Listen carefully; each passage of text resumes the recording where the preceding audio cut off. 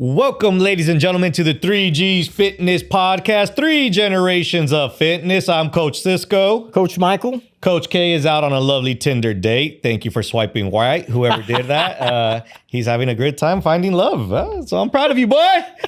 Anyways, today, since it's only me and the boomer today, I decided I'm going to throw a little curveball at the boomer.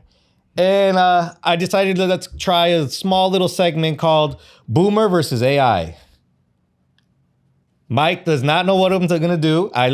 This is all on the spot right here. Boomer versus AI. So what I did, I am going to throw out 3 exercises to Coach Mike. Coach Mike has over 50 years of experience. I have no doubt that he's done and executed all of these exercises that we're going to bring up. And we're going to talk about today the pump, the muscle pump. Okay. What do you think of when we say the pump? When someone says the pump, yeah, that's being swole. Swole. That's you got excited now. That's like you feel that you can't even move your arm or you can't even move your leg. Yeah. The pump is what makes that muscle just blow up. Boom. Exactly that. So today, I'm going to give Coach Mike 3 exercises, and I want him to rank them first, second, third, based on the level of pump that you get. All right, how does that sound? That sounds okay. That sounds okay. You sure there ain't a trick question in there? There is no trick question in there. And what I did as well is I asked AI the same question. All right. So we're going to ask Coach Mike first and get his opinions, why he went with these exercises, and we're going to relate his answers to what AI said. And let's see how far or how close the boomer is to AI. All right, you got it. Yeah, all right. AI is my friend. AI is your friend. Oh, all of a sudden. It's been my friend since it actually came out. All right, Coach. All right, Michael Jeffrey Felcher. So we're going to go with an arm pump. All right, I'm going to give you 3 exercises for an arm pump. All right. Your exercises are the dumbbell hammer curls, the preacher curl, and the tricep cable pull downs. Based off of those 3 exercises, which one would you say gives you the best pump to the least pump? Well, 2 of them directly hit the bicep. One of them hits the tricep. Yep. So we're going for an arm pump. I know. So the 2 that I would go with is the preacher curl. Would that be your first one or your second one? Might be my first one. Okay. For a strong pump. See, now that's kind of like a trick question, okay? Because you're saying for an arm pump, okay? Yes.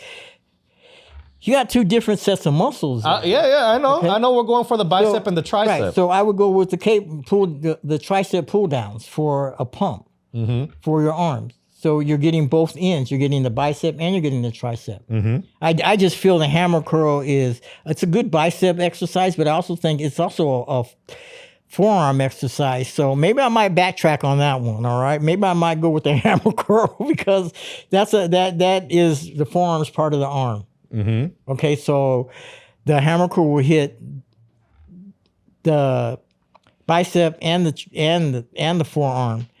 But also now when you say preacher curl, are you talking about in close or both? Just a preacher curl, man. Don't get so it's in close. Let's just go in close. Only in close? I just wrote preacher curls. Well, I would say I'll go with the preacher curl. Still because you can go wide and you can go in close, and they can work. Those work 2 different parts of the muscle. Okay. And it works the forearm too. So you will go as preacher curls number 1. Number 2 would be tricep. Number 3 would be hammer curls. Would be for the pump. Hammer curl. Yeah.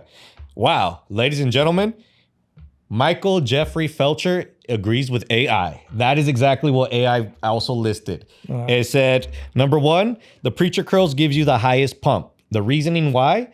The preacher bench locks your upper arms in place, eliminating cheating and forcing the biceps to work through the entire range of. And I even said that in the episode prior to this. Right? Yeah. That's why preacher curl's so good. And it isolates the bicep so well, so it gives it a good pump. The tricep cable pull downs was the second ranked out of those 3. It said cables keep the triceps loaded at both the top fully contracted and at the bottom of the movement. So you're constantly contracting at all times. So that That allows for the pump to really hit Right. back there. And third was the dumbbell hammer curls. It gives you a moderate pump. Why? Because with dumbbell hammer curls, you often have to drop off in tension at the bottom of the movement when you're down. So out of those 3 exercises, yes, you agreed with AI. All right. So what do you think? Well, my experience of lifting for so long, I kind of understand all those exercises because I've done them in many times in my workouts. Right? And that's why I figured you would be the perfect person to ask for that. So that was for your arm, all right? Now we're going to go for a leg pump, all right? For your legs. You mentioned legs earlier. Your 3 exercises for the legs are going to be the leg press, the leg extension, and a barbell squat. If you had to rank those 3 exercises based on which gives you the best pump, you have leg press, leg extensions, and the barbell squat. How would you rank them, Michael? I would probably say the barbell squat is number 1. Okay. Okay. I would probably say the leg press is number 2, and then I would say leg extensions is number 3. Really? That's the way Okay, so that's what you would go. that's how I see it. All right, you see it like that? So, ladies and gentlemen, AI and Michael Jeffrey Felcher disagree. Okay. You went in the complete opposite order for the pump. So AI said leg extension gives you the highest pump out of the 3.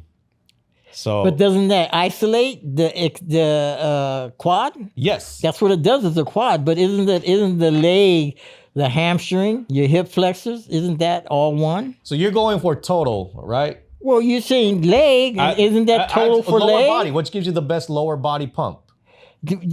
Wouldn't the leg extensions only give you the basic gives you the quad? Yeah, but there's more of a pump in the quad than there is in the squat. But you're talking about the whole leg. Well, I said a leg pump. Leg pump. Yeah, it just said You're talking about the leg. out of those 3. Well, let me get there. I'm not. This is what AI says. Jeez, why are you getting mad? I just said leg pump, and I gave 3 exercises. Screw AI. And said, as an isolation exercise, the leg extension focus 100% on the effort on the 4 quad muscles without activating the glutes and the hamstrings and allowing them to take over. The pump factors. This allows for peak contraction at the top of the movement, which creates constant tension throughout. This isolation makes the pump of drop sets even more pleasable, but it causes more of a muscle and create metabolic stress. So in other words, it gives you more of a pump because it isolates this part only. The quad. Yes. Your second. What about the hamstring? What about what about the calf? What about the hip? Yeah, hip but flexors. we're talking about what exercise gives the best pump. So you're thinking about overall. Yeah, you're thinking overall. You kind of like didn't really. No, I you said there weren't gonna be any trick questions. There isn't any trick questions. It's you and AI. I was like, just rank these 3 exercises for the best. Okay, go ahead. Move on. Leg press. Why? You don't need to balance a barbell or engage your core so you can push your legs to absolute failure. So that's why the leg press ranks over higher than the squats for a pump. Remember, you guys, we're talking about a muscle pump. Okay? And then your third, you put as number 1 the squat. Don't say leg pump. It's a leg pump. No, say isolated. Now, if you would have said, what is the best pump to isolate a muscle, I wouldn't have said that. I said out of the 3, what's going to give you the best pump? Pump, right. Yeah. If you would have said, which gives you the best pump on a isolated muscle. Why are you getting mad? It's just okay. I'm not getting mad. I'm saying you How said about this one? You said the question wrong. Okay, I knew you were gonna say this because you can never admit that you're wrong. So let's go on to the next one and let's talk about the chest, your favorite. Okay, I'm gonna give you 3 chest exercises. All right, we're gonna keep it because I knew you were. I see. I had this in my back pocket. You always like to turn the questions when the answer is wrong. I know you. Okay. I know your games. Yeah, So let's talk about these 3 chest exercises. Which 3 of these chest exercises gives you the best pump? All right. You have bench press, push-ups, or cable flies. They're all chest now. There you go. Rank those 3. I would go push-up, I would go cable pulls. Cable flies? Yeah, cable flies. And then I would go bench. Okay, why would you go in that order? Well, first of all, push-up use the whole chest, the whole complete, along with the shoulders and everything. It uses everything. The bench, you got to remember there's 3 sections to the pecs. Okay, 2, 3. So there are different exercises that isolate the upper, the middle, and the lower, right? Which is what? Incline, flat bench, decline. Right? And the cable, it uses all 3 because of the way you come out. Yeah. You're using all 3 of those muscles, so you're like, boom. So that's why push-up is number 1? I think push-up is number 1. Okay, so based off of your rankings for the chest exercises, you would go push-up as number 1, cable flies as number 2. Bench third. Bench third, okay? Semi-correct. AI and Michael do not agree 100%. What's the first one? The first one, cable flies, gives the highest pump out of those 3. Okay. The reasoning on that, unlike dumbbells and barbells, cables provide constant tension. Right. There is no rest point at the top of the movement, meaning your pecs are under load from the deep stretch all the way to the peak contraction. Okay. Second was the push-ups. Okay. So you just literally had them flip-flopped. Push-ups, they are close-chain exercise, which generally leads to higher muscle fiber recruitment for stability. And then bench was the third. Why? It is a heavy compound movement where the triceps and front delts do a significant portion of the work. Many lifters find their triceps fail before they achieve a full chest pump under the bench press. Okay. All right. So what do you feel with all of that? Do you agree with AI on the chest? Yeah, because I do. Yeah, to me, it could be either or. Okay, because the cable pulls, they do keep tension the whole time. Yeah. Okay, when you're going in, you're coming out, you're stretching it right here, and you're stretching your whole pec. Okay, I agree with that, but I also feel like on your push up, you're using a lot of your chest when you're doing a push-up. But you're also you're using your triceps and your back and stuff, but not as much as you would your chest. And on the bench, I agree with that. On the bench, there are so many different areas that are helping you on the bench. Triceps, shoulders, back, your lats and stuff. So it is. But I think the first 2 could either or. Either or. So, well, it sounds like I said, you always hear everyone like, I gotta get my pump. The pump is usually the best way to isolate the muscle. And the pump is always something that it just feels great. Like you said in the beginning, it gets you yoked. It swolls. So for me personally, whenever I do a workout, I actually try to make sure I finish off with the pump. What I mean by that is if I have an arm day, I actually will try to finish off with maybe a preacher curl at the end. And that I'll probably maybe just burn out. And that way it's just, as I'm done with my workout, my body's completely filled out.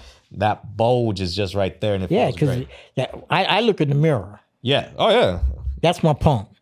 And so, to me, it's one of those, like, I like filling out my clothes even more. So, but the pump is a great thing. Not just that, is like I said, I always save my pump for the end of the workout. What about you? Do you put it in the middle through the workout? You do it throughout the workout, yeah. All through the workout. Each time I do something, I look in the mirror to see if I hit it right. You little. If I don't feel swole, then there's a problem there. That means that either the weight wasn't heavy enough. That's how I do that. So, with all this said and done, yes, that leg question was a little bit of a curveball. That's why I knew you were going to throw that at me. Do you think AI got it right under your standards? I'd probably say out of 1 to 10, 10's the highest. I say AI was probably around 8. 8 to you? AI was an 8 out of 10 to your standards. Yeah. Based off of that. Because I believe in AI. There you go. Well, like I said, we just wanted to do a quick little short segment between myself and the boomer. I just figured, hey, why not? AI versus the boomer, see if they agree, See if you guys agree. Leave a comment. Let us know if you guys want us to kind of compare other exercises. And maybe Coach Mike can give us his insight of his history performing some of these exercises. Like, comment, subscribe. I'm Coach Cisco. Coach Mike. We'll catch you on the next one. All right.